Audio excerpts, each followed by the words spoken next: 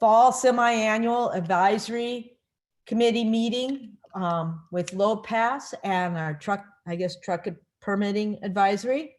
So I am going to call the meeting to order. And I assume with as many, I heard Jeff said there was how many participants? We're up to 28 right now. So I assume we have what we call a quorum. So that's very good. And so the next order of business is minutes. I hope everybody had a chance to review them, what we discussed. It seems like a very long time ago. Oh yeah, because wasn't it? I was hauling anhydrous tanks as I ran that meeting, if I recall correctly. And so that tells you the extent of where we've come from harvest to, from seeding to harvest. But I'm actually not doing anything beyond in my office today, in my house. Madam Chairman, I'd move that we accept the minutes as presented. Daryl. Thank you.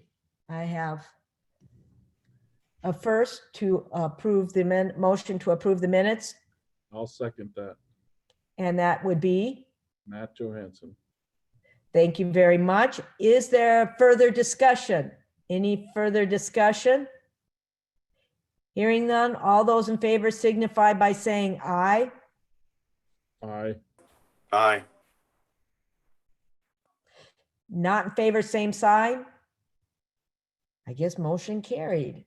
So I guess the next point is the financial report, and I see Joelle is going to present that.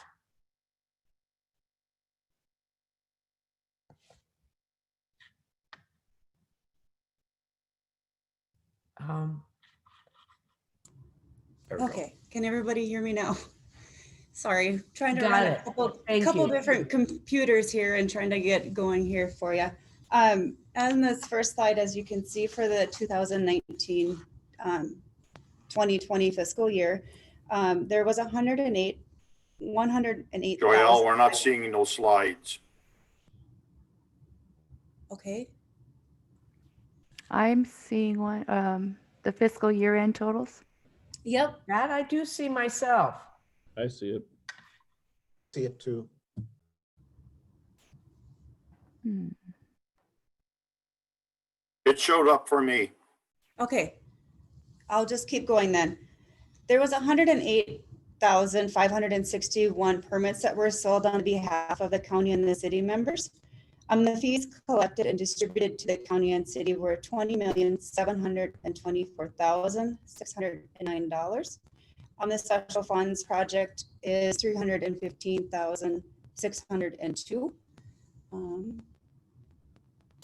And then here, this just shows the counties, how many permits were sold and the amount that was distributed during that fiscal year.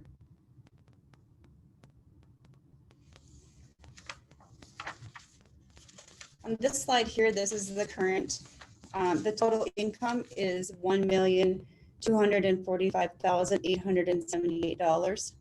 With the total expenditures, which include the routable map and wise roads, that total is $943,398, with the net fund as of October 19th of this year of $302,480. Any questions? Can you email that out to the committee? Yes, Thank you. and that was Pat. Yeah, this is Pat Rummel. Okay,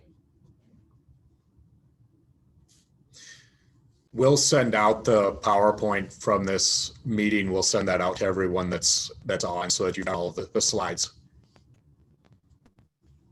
Okay, thanks. That sounds good.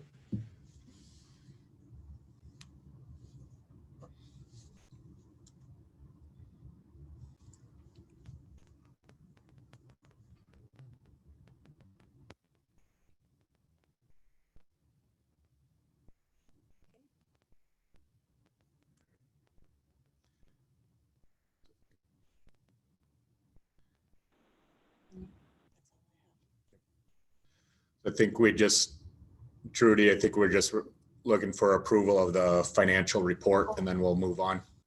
Okay, I couldn't hear anything there. Oh. So after you said about sharing the slides, there was no audio. Okay, yep, that's all I have for the financial report. Okay, thank you. So what is the wishes of our committee? I'll make a motion to approve. Second. Thank you very much. Any further discussion? Any further discussion? Hearing none, all those in favor signify by saying aye. Aye. Aye. Not in favor, same sign. Motion carried. Thank you very much. Next is discussion about a no-cost permit for contracted county work. And I believe Gail is going to present that. Yes, I will take this one. Good morning, everybody. So a few weeks ago, Mackenzie County had asked me to refund some permits back to a company that was doing a project for their county,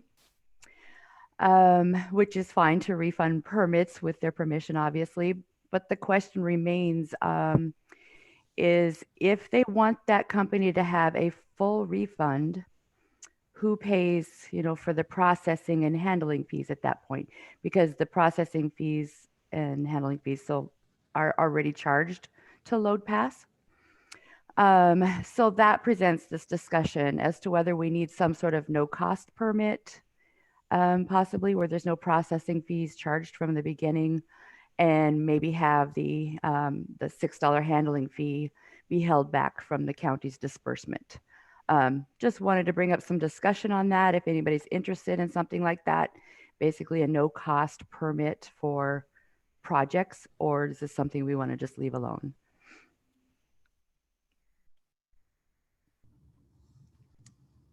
And I welcome any discussion, please. So Gail, this is Daryl, and Madam Chairman, what was McKinsey County, is it just one contractor that they're dealing with, or was it multi-contractors? Tim, I don't know if you want to jump in on this, but I think there was a couple different ones. Am I right about that? I think Tim's on. Yeah, so it was a couple of different ones. Can you guys hear me? Yes. Okay, so we had two different crane companies that assisted us on some projects. So we had them, they did their permits, of course, and then we had somebody hauling equipment for the gun range, and the city and the county waived fees for their work as well. So we've had a couple of instances of it. So we do have, Rink does a lot of our hauling for contracted work, but we do have several occurrences throughout the year. So, I mean, the one thing is it can't be something that the company can select. It would have to be just an option that the county could flag as a no fee permit. What I was thinking, because there's a lot of people that do the auto approvals, and you don't want somebody to get an auto approved no fee permit. So that's one issue I was seeing. I'm not seeing the $6 fee as being unreasonable to have the fee created, or to have the permit recorded, and this way everybody, whether they're hauling for the municipality or not, would have to have a permit. So if they got pulled over by law enforcement, then they would still have a permit on hand. So I don't know what others are thinking, but The only difficulty I could see is if they're not just traveling in your township, or I mean, in your county, if they're coming through other counties. And I have an issue because if we don't have no fee permit, I got them coming across townships. So Right. and that creates a problem is I'm kind of just automatically approving no fee for coming across somebody else's roads, actually, not my Well, own. that's why I said it would have to be a county select option. So like where we have the approved, not approved, suggested change, that we'd have one that would say, county no fee. So it's only no fee for that county, and then the corresponding counties would select theirs accordingly. That's my thought. I wasn't sure what Gail and Janet were thinking on that. So, Madam Chairman, Tim, good to hear your voice. And my question to you, this is Daryl Ducart. My question to you is, are you concerned about fairness to all other contractors that are doing things then for the county or the city of Watford City? Yeah, well, because when we sit there and they don't have the permit, so they're just traveling the roads and going, we're doing a project for the county. There's a couple of companies that are doing side jobs, and so they're moving through the county without a permit, saying because their primary job or work that they're doing is for the county. So then they're operating throughout the county with kind of a blanket, in their opinion, blanket approval to go anywhere. And then also without the permit, we're not really giving control over the structures or the routes that they're taking. So we want to make sure that we're, if they're going to an area where there's a sensitive structure, that so we still want to use the permit to give a designated route for them. So as Gail was saying, when they come back and ask for the refund or what have you, then it causes issues. Otherwise, you don't give a permit and then they're running without the permit, then who's ultimately responsible for, if something happens on the roadway? So. Okay, I understand that part of it then very clearly. Now, how about the sheriff's department? How are they? I mean, they do have a permit in hand if your truck regulatory picks them up. So it's only the fact is, if I'm understanding you right, if the county wants to reward them their fee money back. Right. Basically, we're just not, this way we don't have to sit there and retroactively return it. We can, and then that'll save the county, so Montreal has a bunch of 6-ton roads. Williams County has a bunch of 6-ton roads. We have a bunch of 8-ton roads. And so those permits they'll climb up there, close to 1,000 or thereabouts.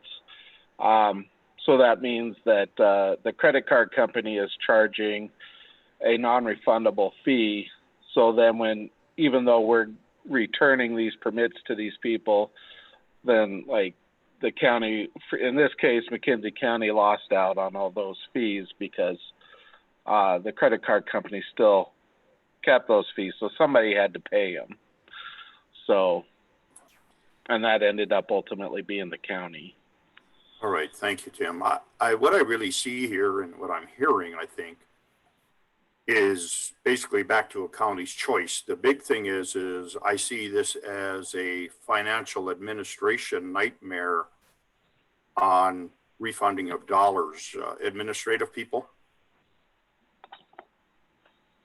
Yes, that's correct. As far as LoadPass is concerned, because these fees are already charged to LoadPass and they're non-refundable, the credit card fees I'm speaking of, then either that has to come out of LoadPass or the county or maybe the company, but somebody has to pay that, and I guess that's what brought this discussion.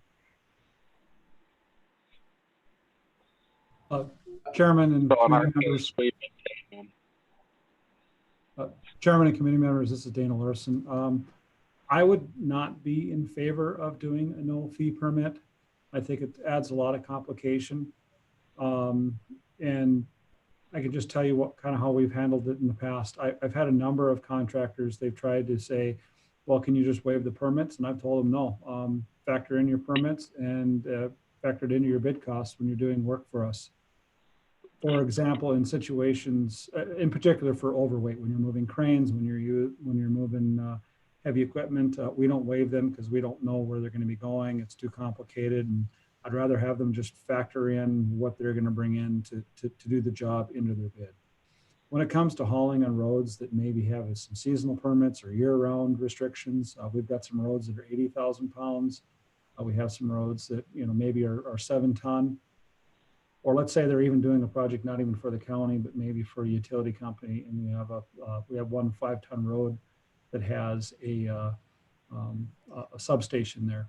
We'll actually do that with, and it's allowed for by our law. State law is basically a haul road agreement, and we'll do it through a haul road agreement where they have to essentially guarantee us that any damage would be repaired by them, because that's really what part of this permit is about, is recovering some of those costs for that damage to the roadways. So if we just waive it for a contractor, are we saying there's no damage when you work on county projects, but there is when you're working on some other type of project? So we've converted that to using more of a haul road agreement.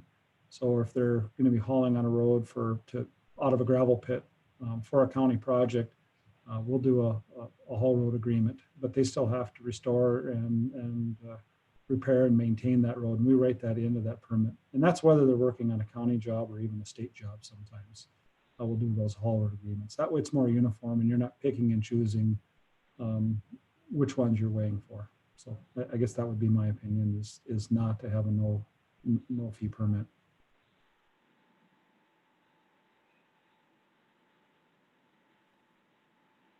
Thank you. Is there any more discussion? Hi, this is Eldon Mayer with Stark County. Can you hear me? Yes, I can. Go ahead. I'm on the phone, so I wasn't sure. So I guess I'm trying to think about the intent of the permit. Are they asking for this permit? I guess I look at the example, if they're doing construction or big project on a section of county road, and they've got like a piling site or something like that, or a product site where they're going back and forth, and that site's within a relatively close proximity to the project. I guess in that instance, probably not that big a deal, but if they're looking for a no-charge permit, in the example where they would bring, say, a large piece of equipment from across the state, and now they're coming across several different counties to bring a piece of equipment in, I don't know if a no-cost permit would be applicable in that situation. Now, if they're just going back and forth from a piling site within a relatively close proximity to the project they're working on, that's a little bit different story. But there again, I don't know how you determine that, right? And I'll just go back to my experience with the state. I know state DOT, and Leanna can probably offer some input on this as well. I think the state had offered a no-cost permit to contractors if they were within that work project area, like just hauling product back and forth. But once they got outside of that project area, then they were subject to the normal permitting fees.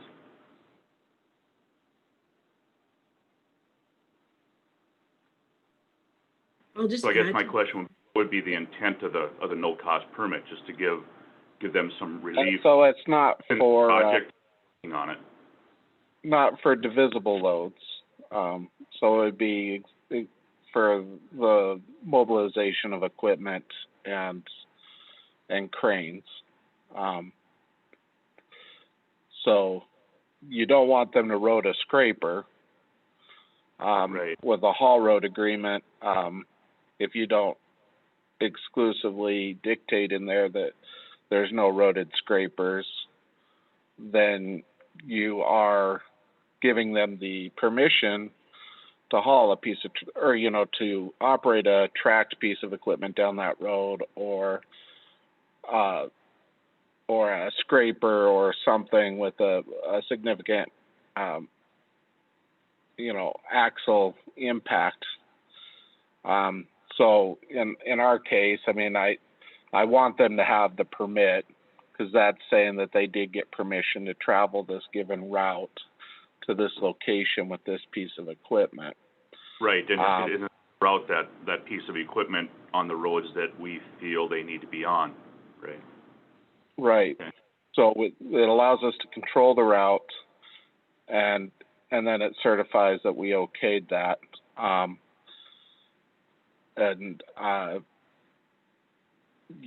So it's in the case for just those items.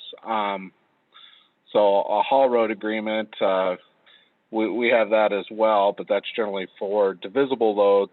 Again, they're still limited to a certain amount, but you know, that's one of the things going through, is making sure that we clarify that this is not, you're not allowed to, you know, operate earth moving equipment on this road unless it's under construction, of course.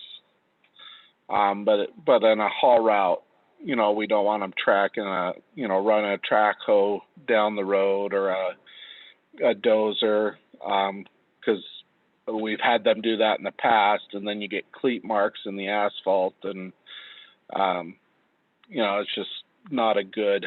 Rollers, they're sitting there running rollers down the road, and they run those across a concrete roadway, and that's causing small impact damage to the concrete. So I mean, we want to have something with a little more control, and some of these blanket agreements are not working well. This is Dana again. Just let me clarify. When we do a haul road agreement, we define exactly what that agreement allows. We identify the route that they're allowed to use. We identify, such as, say it is for a divisible load, you know, we're allowing them, instead of 80,000 pounds, to go up to 105. Sometimes we'll say we're allowing you to go up to 105.5, but we're limiting you to 7 tons per axle. You know, so we'll define very detailed in there what road, what they're allowed to do. At no point in time would we ever state in there, and I don't think most of the contractors would allude that they can now road scrapers and dozers, you know, down that roadway, unless it was clearly specified that was allowed. And typically when they're mobbing in, we make them buy the permit, and the permit goes through the process. And because one of the challenges would be is when you bid this, if you're making these decisions afterwards, a contractor would say, hey, my bid included the cost to mow in, and now you're waiving it, and you made that agreement on the side with this contractor. That's unfair bidding practices. So I would, like I said, I'm just concerned with that practice. If you guys want to move forward with it, you know, I would not be in favor, because I think you're going to create some challenges with different contractors all of a sudden saying, hey, you know, I'm going to mob in here for this project, but if I do the county project, I can mob all my equipment in here for free. And I've already had those questions with contractors trying to work the system, and I've just told them no. Figure the permits into the cost of mobilization for the county project, and we know we'll end up paying for it. But I felt that was the only way to be fair with everybody else bidding projects, with the exception of is when you're on site or you're hauling for a site on divisible loads, making those short-term agreements. And when you do make them, make sure it's defined. And sometimes we even require a bond if it's a large enough project. So, or you figure that into your payments, and you don't close out those payments until that haul road permit is closed out and everything's been restored. So. Thank you. This is Trudy. I kind of agree with Dana.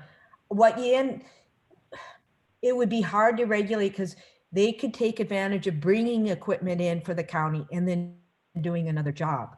And I guess what we see, like he said, is factor that into their contract. It's consistent if we don't change it. What we do lose as a county is the percent of fees that go to the credit card, however they paid for it. And I guess for consistency, I think that's, for me, it's worth the cost. To start trying to pick and choose how you're going to waive would be difficult. And again, it is different for me because if they're moving equipment in, they're going across roads that aren't mine, they're township roads. And I don't feel it's fair that I would waive those fees because they're still doing damage. I guess that's what I look at. When they're moving this equipment in, the fees are to offset the damage they're doing to our roads. And as Dana says, is road haul agreements, if it's short hauls within a work area from a pit to wherever, that's what you'll have to do. But I really hate, I don't know how you could keep it consistent if we start waiving myself. Thank you. Madam Chairman, this is Daryl. I agree with Dana and Trudy. I think what the matter is here, it's a choice of county, what they want to do. And it's not something that LoadPass needs to deliver or work with. That's kind of the way I'm looking at this. So if it's 10 or 20%, them are just numbers I'm using for an example of $10,000 permit that has to stay with LoadPass and the loss in your card system cost of payment. You would still, as a county, if you want to sacrifice that other $8,000 as a county, you can reward that back to them. I don't think we can rule what the county commissioners want to do. But as far as our own program, I'm going to go back and say, we just leave it the way it is. This is Dennis, Williams County, and we also agree to leave it the way it is.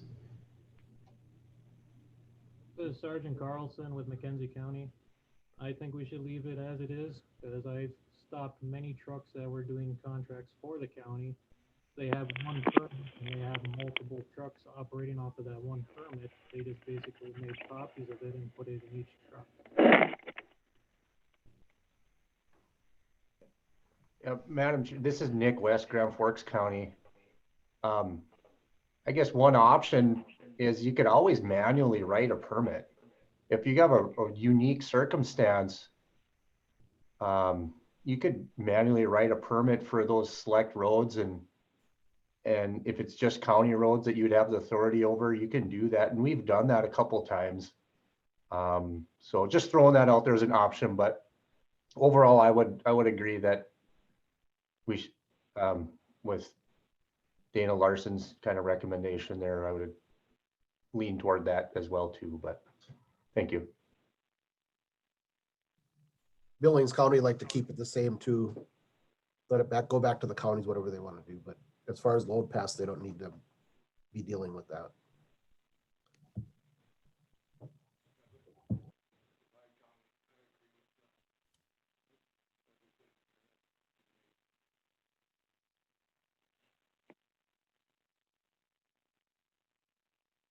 Oh, there we go. Sorry, I thought I had myself unmuted. It seems like the vast majority of people, thank you for your comments, would like to just leave it as it is and not create a new permit at this point. But as we go through, as anything is, we may find we can always look at visiting it again if it becomes more of an issue as we go along. So, and I just, come on, wake up. My agenda's on my other computer.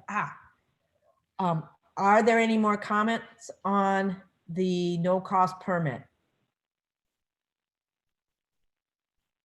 Hearing none, let's move on to the LoadPass wide expansion update, and that will be with Brent.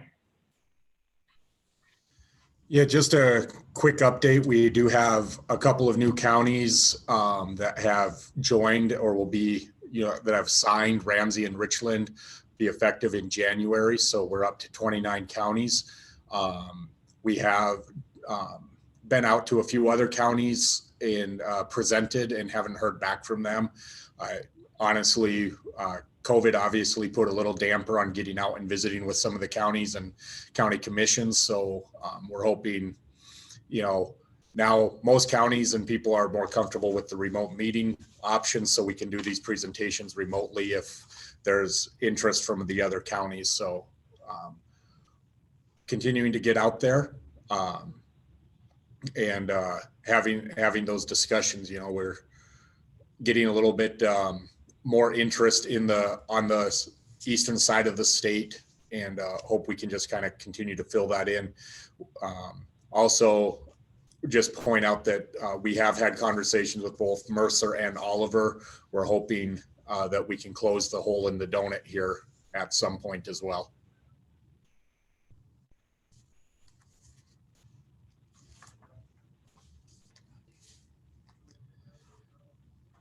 And then just to give an update, this is with the routable map that came out here about a year ago. I think it's been.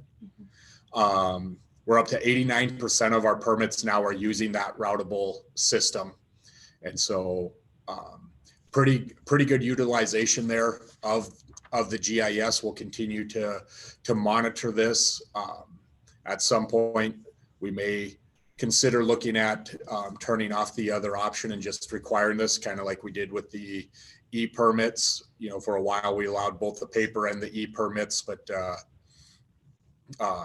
we also want to make sure, because the GIS runs on, obviously it's another platform, another system, we'd want to make sure that we have contingency plans if there happened to be an issue with the GIS map, that we could still be able to issue those permits. So we'll continue to watch that. But I think it's been a great investment. We're seeing a lot more use, and hopefully that's minimizing some of the calls and the reroutes that we're having to do for the permits.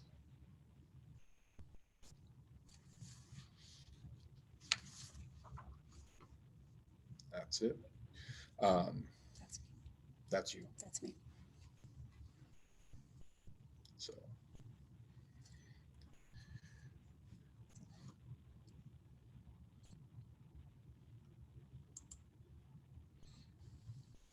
Why don't you go ahead and we can move on to the. Hello? Is it? Now we next? can hear you. There we go. LoadPass GIS update. Yeah, so that's what just kind of covered that. I think we're continuing to get all of the segments updated, and the next piece on the agenda kind of ties into that. If Joelle wants to. Yeah. Bridge, is it Bridge?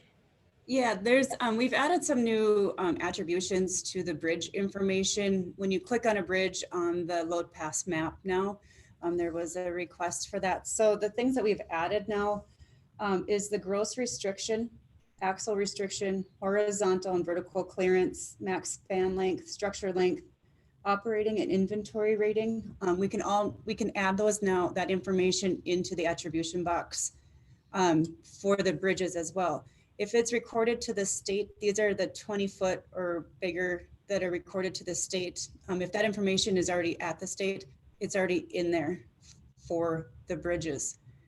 And also I would like to add too, on the map, we've also added zones. I know a couple counties use zones for closures, like McKenzie County. We have added those boundaries to the map. And so if your county also uses zones for closure or for anything else, we can add those zones to the map as well. Is there any questions about the updates to the map? Thank you very much. It's nice as we see this getting better and we're getting more information. It's gonna, I think, make things move much smoother as people get permits and such. So thank you very much. We're improving all the time. So that's a great thing. Any more questions on the GIS and the bridge information? So I think the next step is looking at Leanna. Oh, now we got, Oh, sorry. Like yep, I you said- got ahead of me. So I think the next one on our agenda is Leanna Elmer with LTAP with talking about the axle weights and such like that. All right, so, okay, hold on. I'm going to bring up my PowerPoint at this point, but I want to just start out. It's not allowing me to do this, Brent, Gail. It says host disabled participating screen sharing. So let me try it one more time. Yep. All right, there we go. So with that being said, can everybody hear me okay? And can you see my PowerPoint? Yes, we can, Leah. Thank you. All right, awesome. Thank you. I just want to start out by thanking Janet and her team and LoadPass Advisory Board for giving me the opportunity to present today on truck weights, gross vehicle weight to axle weights. And I know one of the enhancements that LoadPass is looking at is moving from gross vehicle weight to more emphasis on axle weights. And I'm really excited about that. And I'm going to explain to you in a minute why, but just going on to saying that it's axle weights is where the impact to the infrastructure occurs. Not saying that gross vehicle weight doesn't, but it's primarily the axle weights that impact the infrastructure, whether that's roads, paved, gravel, or bridges. So here we have a picture of a 1.5 million pound load. In fact, there were 2 of these that were moved in March of this year in Stark County for 3 miles. They were loaded on a total of 56 axles. And the overall length of these 2 1.5 million pound loads, it was stretched out to a distance of 210 feet. All right. So just keep that in mind because I'm going to be referring to that a little bit later. But 210 feet, 1.5 million pounds. So the weight of this load is equivalent to 19 18-wheelers going down the road.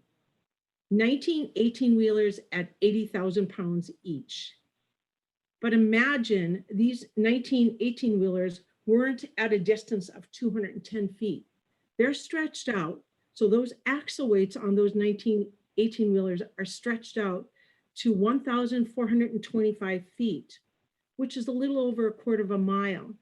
So the impact of to the infrastructure on those 19 18-wheelers is significantly less than this 1.5 million pound load that's stretched out over a span of only 210 feet. I'm going to give you a little bit of information on road design. And I know there's some engineers here, and if they want to say anything, I'm certainly open to it because I myself am not an engineer, but I just worked in this area for many, many years as far as truck size and weight. Roads are typically designed to last a minimum of 20 years. And what is looked at when we're looking at road design? Well, they're looking at traffic volumes, what sort of traffic is traveling on there. So when they're looking at the type of traffic, if it's trucks, it's going to primarily, they're looking at what is the weight of those trucks? What are the axle weights on those trucks? And what is the gross vehicle weight? It's looked at. And also the distance between those axles. But another thing that's looked at when designing a road, it's called easel concept. This is primarily what the engineers are looking at too. And ESOL stands for equivalent single axle load is equal to 18,000 pounds. But an easier way to understand it is a measure that is used to measure the impact of those axles traveling on pavement or gravel when those vehicles are going over the road. So roads out there are, and I'm going to get into ESOLs a little bit later, but every road out there is designed to handle so many ESOLs in its lifespan. And again, that ESOL count is determined, or that ESOL number is determined by the traffic volume and the types of vehicles that are traveling on that road. So when I talk about traffic volumes, Federal Highway Administration has provided a chart with the most popular vehicles that you will see out on the roadway. Now, this isn't limited to these particular vehicles because we know that it's not just these vehicles and other configurations that are hauling legal size loads, but then also the permitted loads. But these configurations or these vehicle classifications are the most prominent that you will see on the roadway system. So I talked about ESOLs. Let me just go back to this other screen here. Every single one of these vehicles traveling on the road, those axles traveling on a road have some type of impact to the infrastructure. And I mentioned earlier, when road design occurs, it's like they're looking at traffic volumes, vehicle type, axle placement, axle weights, distance between axles, and then also the ESOLs. Oops, there we go.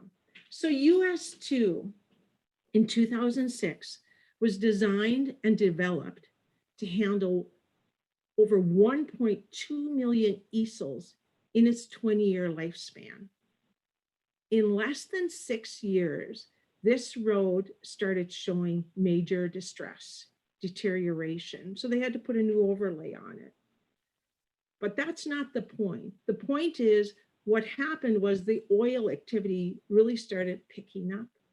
And so the traffic that started occurring on there increased significantly, whether it was passenger vehicles, whether it was trucks hauling commodity, that all played a part. So every single one of those vehicles traveling on US2 were using up ESOLs for that particular road, which is supposed to last 20 years. So how many ESOLs does how many ESOLs do vehicles use? Well, a passenger vehicle, this 1967 Lincoln Continental, is only using 40 thousandths of an ESOL. Those axle weights traveling on US2 use very minimal ESOLs. It has very minimal impact on the infrastructure. Now here you have a chart with different axle configurations. And what I want to bring to your attention is notice that the 5-axle tractor semi-trailer is using 2.4 ESOLs.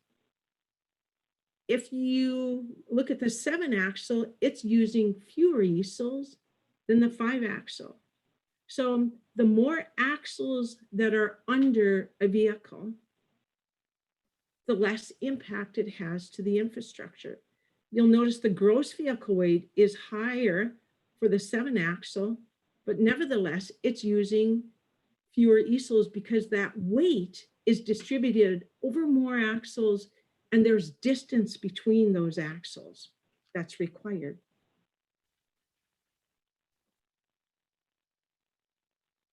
So how are ESOLs figured out? Well, here's an example of a 6-axle truck and semi-trailer.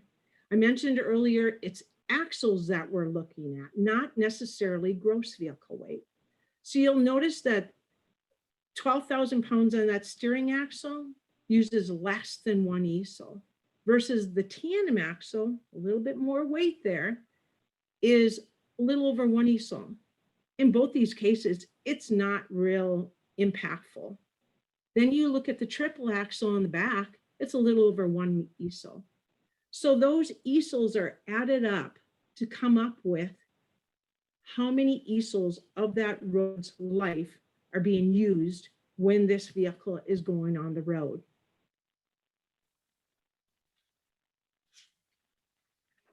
There's a myth out there that it takes twice the weight to have twice the impact on the infrastructure. And that's, I'm going to give you a couple examples of how different weights on axles impact the infrastructure. So here you have a single axle at 20,000 pounds. We know that's a legal weight typically on most highways, roadways in North Dakota.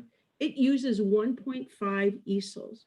But by adding a mere 4,000 pounds to that single axle, it has double the impact to the infrastructure. We know that permitted loads have a greater impact on the infrastructure. However, and we know that they have to travel, but what we can do is we can actually monitor what those axle weights will be, and if there are more axles needed under a vehicle configuration or more distance needed. So here you have a tandem axle legal at 34,000 pounds using only 1.08 easels. By adding a mere 6,800 pounds, not double the weight, just 6,800 pounds, you actually double the impact to the infrastructure. So again, it's all focused on axles. So we know that it's not only axle weights and distance between axles, those are not the only things that are used when analyzing. They're used on the roads, but they're also used axles and axle weights and distance between axles. Those are also factors that are looked at when determining the impact of these loads passing over structures. So this 1.5 million pound loads, or the two of them, had to actually pass over this bridge. This bridge, the bridge length is 140 feet. Remember that the load length was 210 feet when it was passing over this structure. A major portion of that weight was on that structure at any point in time. So what was looked at when determining if those loads could pass over the structure? Well, you see these beams right here, they're also in engineering jargon, they're referred to as girders, but they're bridge beams.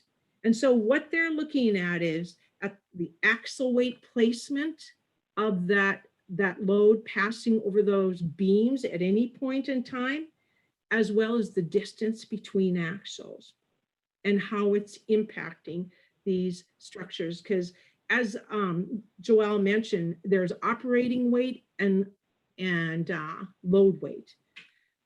And so this company had to submit 3 different vehicle configurations or axle configurations before it was approved. In other words, the first one that they first submitted, it was denied because the bridge wasn't capable of carrying the weight. So they had to add more axles and put more distance between those axles before this bridge was capable of carrying that weight. Here's a top view of that. Imagine 26 feet, was it 26 feet wide that was going down across this bridge? Roads and bridges are designed looking at traffic volumes, vehicle type, axle weights, distance between those axles, and the easel concept.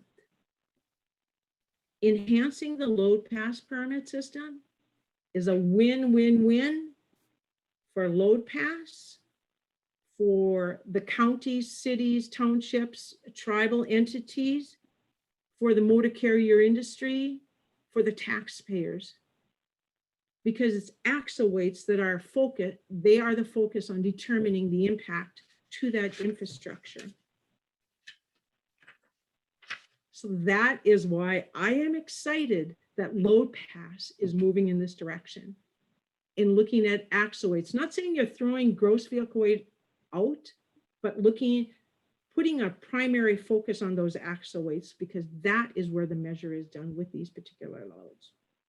So does anyone have any questions? All right, well, thank you. And thank you everyone for giving me the time to talk to you about something that I'm really compassionate about. Trudy, if I can just add off of Leanna's comments, we do have a working group. I'm not going to go through and name all of them because I'll forget someone, but we do have a working group that is looking at the gross vehicle weight and axle weight conversion. So we're continuing to work on that.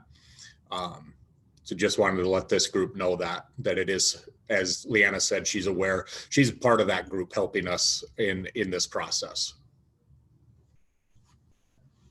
Thank you. As always, as we go forward, we keep improving our system here, and and it helps everybody. Again, not only the ones who use both on the county side and on the trucking side. So it helps us all. Any other comments or questions? Hearing none. Next in line is John Rosenkrantz for a Wise Road update. Good morning. Thank you, Trudy. Bring this up.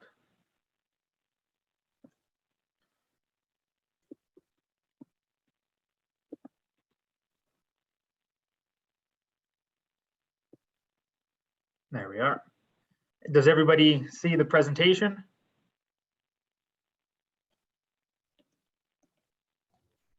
Yep. All right. So I'm talking on the Wise Roads project. For those who aren't familiar with it, it's the weather information system to effectively reduce oil field delays and disruptions. So this project came around to address a problem that existed where when there's inclement weather, typically precipitation, rain or snow of some sort, local governments have to impose weight restrictions on gravel roads. And when that happens, traffic can't flow, it's restricted. And then the oil field traffic particularly can't move until the road conditions improve.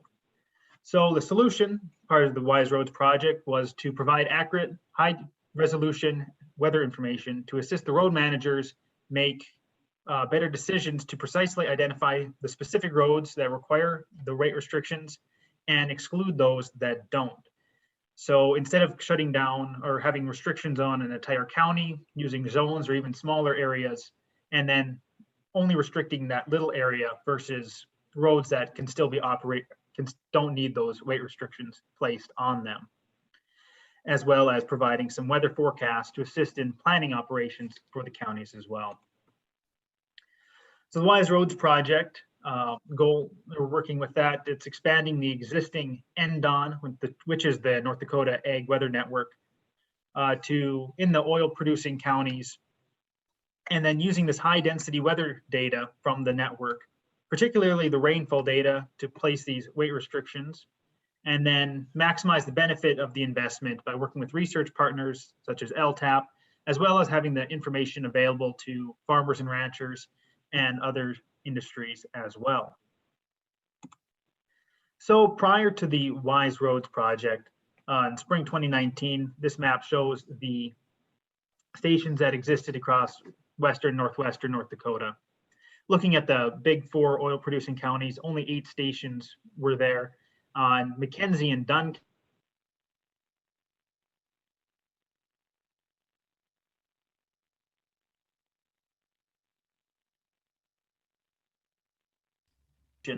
and looking at the map, there's some massive. What was that? We lost you. You froze for a little bit there, so you might have to rewind just a bit. Okay. Can you hear me now? Yes. Okay. So as I was saying, this map shows the 2019 NDAWN stations. The big 4 oil producing counties only had 8 stations, and McKenzie and Dunn each only had 1. And the weather information was very sparse, 40 to 50 miles between stations. So, and clearly a weather station recording rainfall in Watford City isn't going to be representative of the entire county. So to address that with Wise Roads, there's been 30 stations installed so far, and those are shown in blue on this map. The big 4 stations have gone now from 8 to 34 weather stations installed. And now instead of looking at gaps of 40 to 50 miles in some cases, generally the spacing is roughly 12 to 15 miles between stations. So with this, it's a much higher resolution of data. And looking at McKenzie County, for example, there used to be the 1 station in Watford City, and now there's 11 stations spread across the county. So the next step we're moving for is the phase four of Wise Roads. We've essentially reached saturation with the 30 new stations for most weather variables, temperature, wind. You already have a very good view of that. However, rainfall, whether it's thunderstorms or embedded heavy rainfall within widespread rain events, can still very easily be missed by the weather network that exists. So the phase 4 stations are being put up, and they're going to have a rain gauge and a camera. And they're primarily there for collecting precipitation data. We're placing these at existing oil locations, oil pads, saltwater disposal wells. And we're doing that to coordinate so we can connect to AC power that exists at those sites. And with that, we'll be able to connect the rain gauge shown here to the AC power, which will we can be able to have a heated rain gauge, so we can measure snow and sleet similar to what we've had the last few days, and then know the moisture content of that immediately with this heated rain gauge. Looking at the stations currently, only the 3 stations shown in red are able to currently measure the winter precipitation. And that's important for spring moisture as well as fall, being able to measure the moisture in the wet snow and early season rains that are still going to have an impact on the road, but the other rain gauges cannot measure. Briefly going to touch on the Upper Missouri River Basin project. This is the Army Corps project that was put together starting back in 2011 after the floods in the Missouri River Basin. They realized they needed a better understanding of the water system in the Missouri River Basin, the whole water system, including snowfall, groundwater, and rain. So with that, NDAWN has been awarded a $6.4 million 5-year contract, and there'll be about 20 new stations installed in North Dakota and many others upgraded, and filling in a lot of holes that exist in the NDAWN network outside of where Wise Roads has filled in. So the map shown previously will have an expanded network, not quite to the density of Wise Roads, but we'll have a high density weather network with more information than there currently exists today.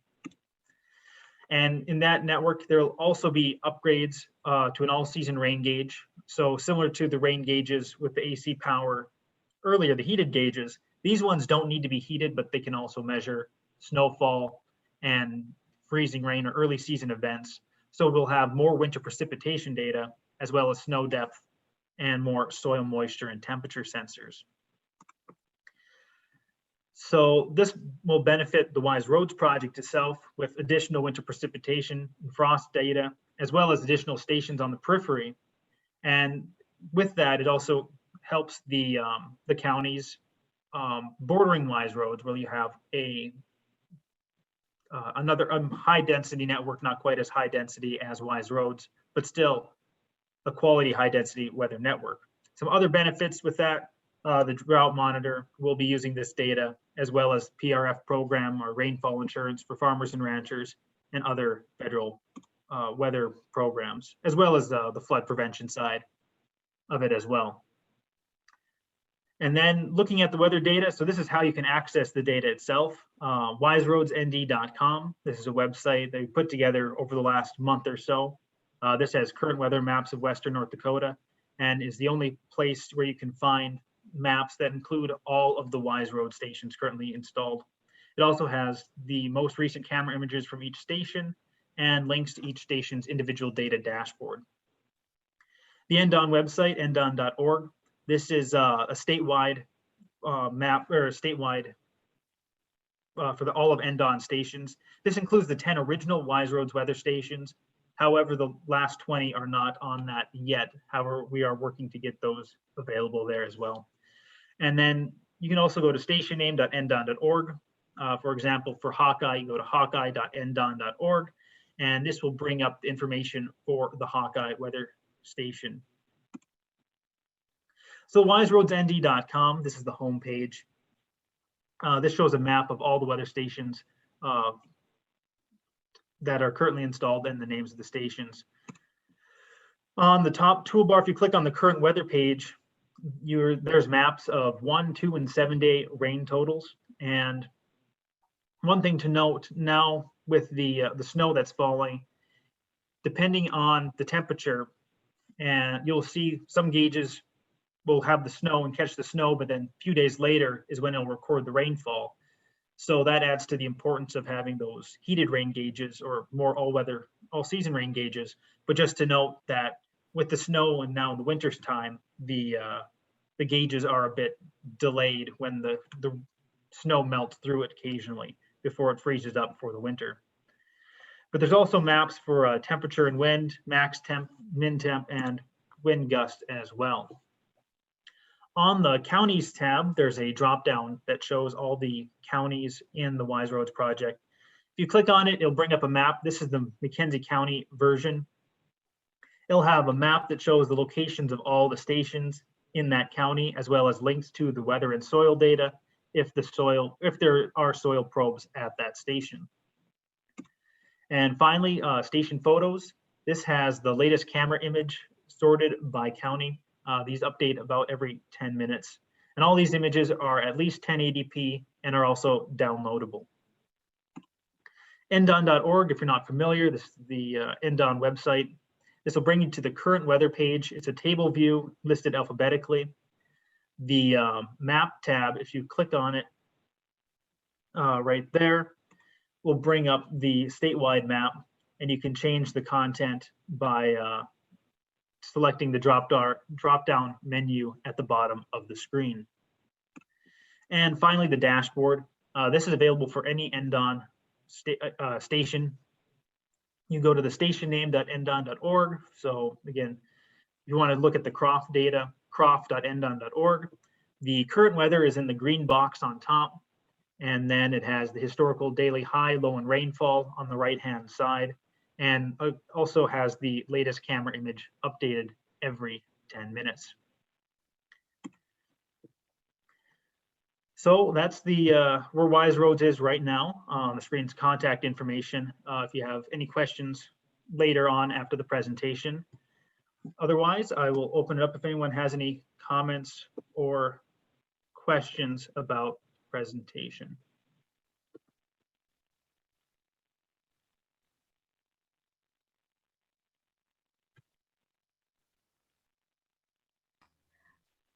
Thank you very much, John.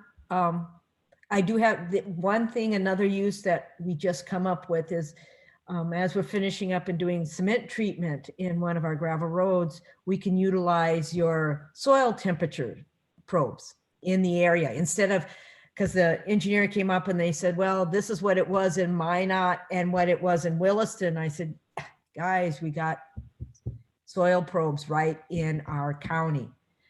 Not it was a big surprise. It's too cold to do it, but it's also a tool we have to make sure that people know is out there, especially engineers working on some of our road projects, that they can get actually a little bit more precise data in that area.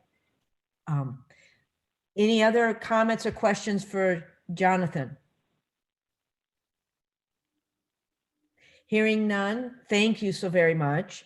Announcements, notification system, and then I see designee forms. Brent. Yeah, so the LoadPass notification system enhancement, this is just an update. We are currently working on some updates to the notification system. Have a little bit more tracking of the notifications, some better reporting. That's a big feature that we're working on, is the reports. And then for those that do the notifications, of a dashboard and a little bit more management control of it. So that's a process underway. Another piece that we're looking at within the that notification system enhancement, which we currently have through our text messaging, is utilizing a short code. If you're used to see those before, it's a 5 or 6 digit code, that we will have one that's specific to LoadPass, so that people can save that as a contact number in their phone. So just some changes there. We're hoping to have that in place before frost season this upcoming year. And so that's underway, just to give everyone an update. The other announcement was the designee forms. If, on an annual basis, our bylaws are, it's each county that's a member has a county commissioner and sheriff or their designees. So if you are serving on behalf of, if you're like the county engineer, for example, and the county commission has appointed you as a designee, we need to make sure that we have that designee form updated. It does, if you have one in the past and they didn't put an expiration date, we have that on file. If you're not sure, you can check with Janet or her team to verify that. We changed that a little while ago, that the designation is in place until it's been revoked by the sheriff or this commission. So you might have one in place, but if you've got questions, otherwise we do need to get those updated if there's been changes. And then if there's, along with that, if you're a new county commissioner or a new sheriff in a county that's part of this and are part of the system, if you could just make sure that we have your contact information so that we can keep you up to date in regards to when there's meetings or any other information we send out to the group.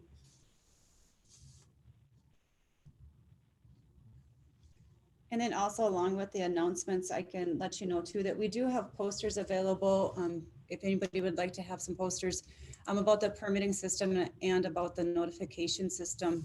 If you would like some mailed out to you, you can contact myself about that, and I can get those mailed out to you.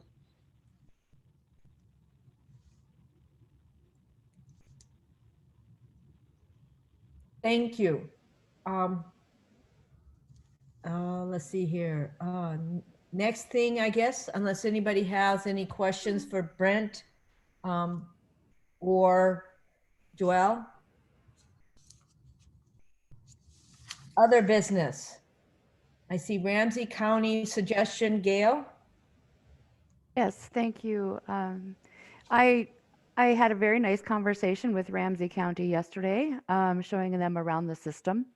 As you heard Brent say earlier, that they will be coming on board with us as of early next year. There was one question that they had arised, is about the wintertime permits, right? Yes, wintertime permits. Currently, our fees for the wintertime permits are $50 per unit per 30-day period.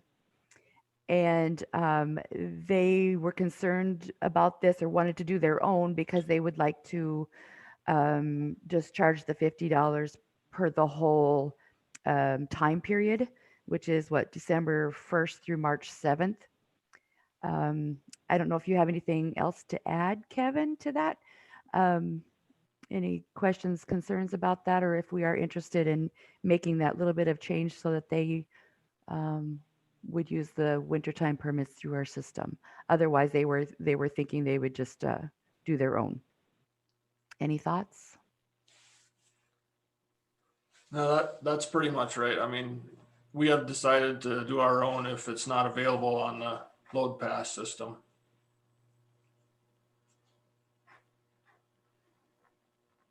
Is there any discussion about that? This is Dana. So I know we've done 2 different pricings on permits for, is it harvest, or I can't remember which one it was, where, was it harvest permits or? It was maybe harvest, okay. correct. Personally, I would not be opposed to having it be a $50 per season, only because I really believe promoting wintertime hauling is a good thing. The more things we can haul when our roads are froze, the less impact we'll have on our road system.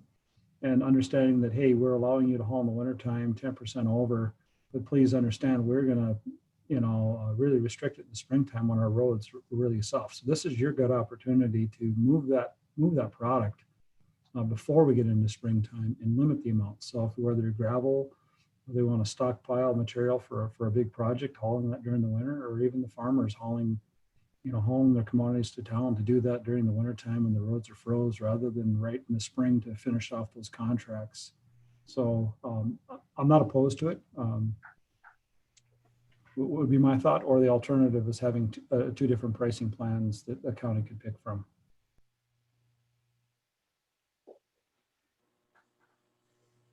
Would it be, I guess we do have it for the harvest where there's 2 pricing that the counties can choose from.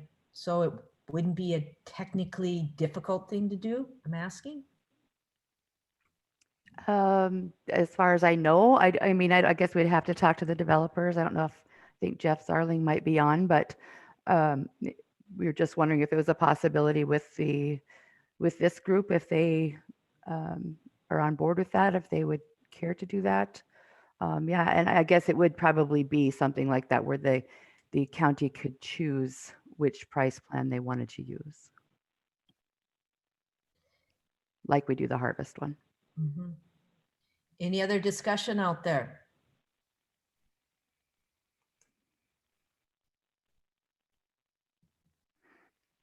So I guess I asked, what is the wishes of our committee? Do we want to move forward on creating 2 different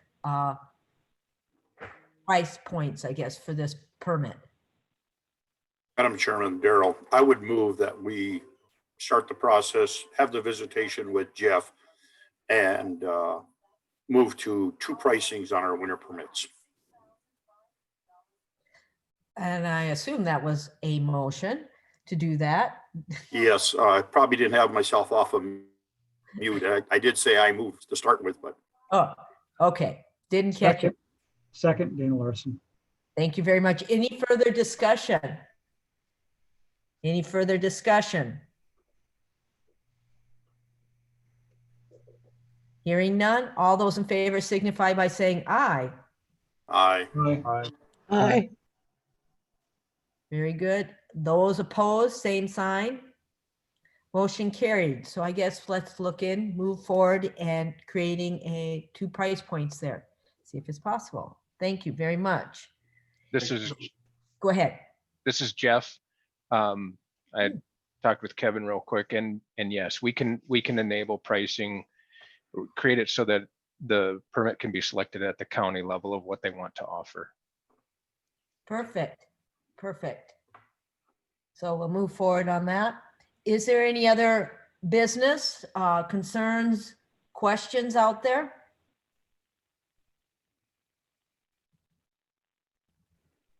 My only comment would be just thanks to all those that are working the program, that have put a lot of time into improving this system over the years. I think the LoadPass system has come a long ways, and I know our end goals are even, we've set some additional goals, and I think it's a great direction we're going. But just thank you to everybody involved in the program for the efforts you've put into it, and I think it's making a difference in our roads. yes, the funding is important, but I think the impact to our roads and managing that is so important. So thank you. Thank you.